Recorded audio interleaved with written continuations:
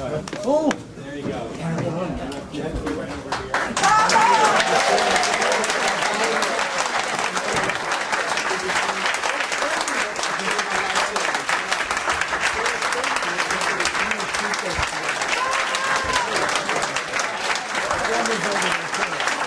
evening, everybody.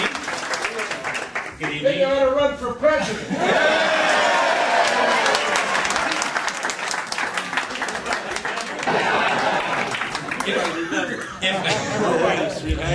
If you're about my age, you're a little bit older. Is all right? God bless you, you're still going with us. That's wonderful. And of course, if you're my age, a little bit older, a little bit younger, you probably remember Ernie from Airwolf, or of course his Emmy-nominated role in McHale's Navy.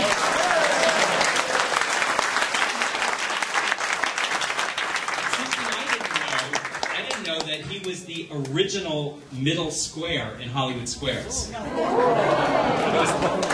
was the first Paul Lynde, right? Win a bet on it. But it is Ernie's work in over 100 feature films that make him as ageless as some of the classic films themselves, From Here to Eternity. Tommy Guitar, The Flight of the Phoenix, The Dirty Dozen, The Wild Bunch, Poseidon Adventure, and of course, the title role in the 1955 film Marty, which won him the And in the book, you write very interestingly about the difference between those two men and as actors. And I wanted to start with your quote about Gary Cooper, when you said, as an actor, he not only listens, but answers in tune with what he's hearing. That's a fact. That you watch him sometime on the Turner Classic Movies when you see him.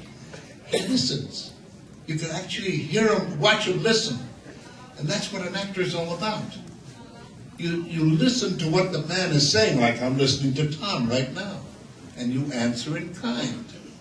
A lot of people just mouth words, thank you very much. And that's all, and when the fella finishes talking, and the other fella starts, and the abba-dabba-dabba-dabba, but that's all there is, just words. Whereas with Cooper, and with Spencer Tracy, and all those old-timers that really knew what it was all about, they answered in kind because they listened. And you could see them, you could just feel it, that they're listening. It was wonderful to work with people like that. And that's what we do right now. We're acting right now. You're listening to me, and I'm listening to you. That's acting. People said, oh my God, I went up to Yale University one time and told them that. And they looked at me like with a blank stare, you know. Well, I'm going to Yale School of Drama. Big deal. I wanted to go there too, but it meant taking 2 years of undergraduate study, which consisted of geometry, trigonometry, everything I hated. I said, whoa, wait a minute, sir. I don't want to be a mathematician or a scientist. I just want to be an actor. He said, it'll take 2 years of undergraduate study. Thank you very much. So that was it. But I'm getting off into the deep end again. Go ahead, Tom. How would you contrast Gary Cooper's style with Lancaster, who you also write about, a very intense individual? Well, Lancaster was that... those teeth, man. I'll tell you, you couldn't help but love him, you know? He was quite a guy. And he was trying to keep up with Gary Cooper, no doubt about it. But he had to mind his own P's and Q's. And I'll never forget one time when we were doing some shooting through a window case. And there was Cooper and Burt Lancaster on one side, and Charlie Bushinsky and I, and Charlie Bronson, I should say, and I on the other window.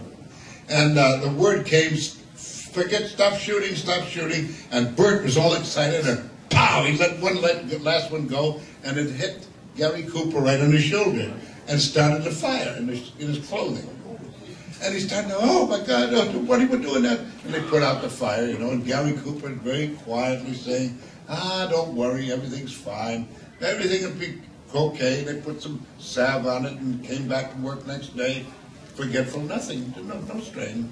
And that was it. But Burt was that you know, but of course he had an awful lot on his mind because it was his company that was producing Vera Cruz. And you know, when you get a lot on your mind, you're liable to do anything. So there you are. Well, shortly after Vera Cruz came Marty, and for which you won not only the Oscar, but the Golden Globe, the New York Film Critics Award. And I think one of the things that I had forgotten was when you won the Oscar, the other actors who were nominated that year, it was an unbelievable lineup. You had Frank Sinatra in Man with the Golden Arm, James Cagney in Love Me or Leave Me, James Dean in East of Eden, and Spencer Tracy in Bad Day at Black Rocks.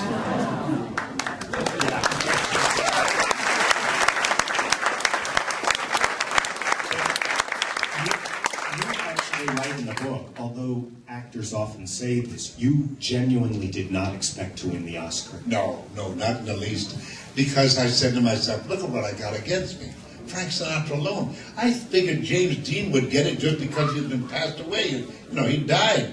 And I said, if anybody gets it, it'll be because a lot of people regret his passing and so on and so forth.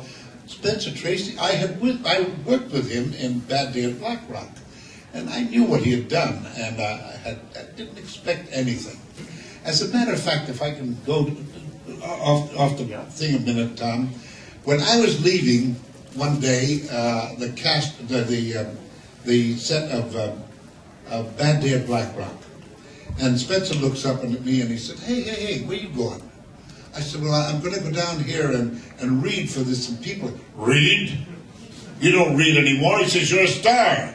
I said, oh, out of your mouth to God's ears, sir. And so he wanted to know what I'm leaving for. And I told him, I said, there's a little picture down here that they call Marty, and they want me to read for this part. He said, what is it all about? And I explained it to him and all. He said, oh, sounds pretty good, sounds pretty good. You go ahead and read, don't worry about it, you'll get it. Just don't knock up against the furniture. Yes, sir. Okay. So the next morning, I came back and I had a grin as big as my mouth, you know, and I said, yeah, we made it. He said, good, I knew it. Next year I beat him out from Academy Award. So you figure it out. Well, with Marty, I was also startled by the fact that you said the entire movie was shot in 18 days. That's correct. And it was, Delbert Mann was directing? Yeah. That's so right. In this day and age of 6-month, 8-month shoots, to have, you know, crafted a classic like that in 18 days is pretty unbelievable. Yes, it is. We rehearsed it in one of the dance halls down there by Times Square. And we laid out all the parts for the house and everything else, and we played that part. And then we said, well, we're going to go up in Fox Hill Road, up in the Bronx, and shoot it all up there. And they had all those trains and everything else up there, you know, and I had to dub everything that we did that night. And I tell you, it was a hard job, but we got it done. And as I said, 18 days, bam, bam, bam, thank you. And that was it. And an Academy Award winner and a classic, and a real turnaround for you from what your screen image had been up to that point. Oh, everybody. And Luella Parsons. Anybody remember you remember Luella Parsons? Luella Parsons said, Ernest Borgnine to play Marty? She didn't know what the heck it was all about anyway, but somebody told her, you know, it's about a butcher boy who can't find himself a girl. And she said, how can he, the killer is going to play this part of a girl, you know, find a girl. You can't do it, can't do it. She came up and apologized later after I won the award. And she said, I never thought you could do it. And I said, well, man, we all make my mistakes, you know.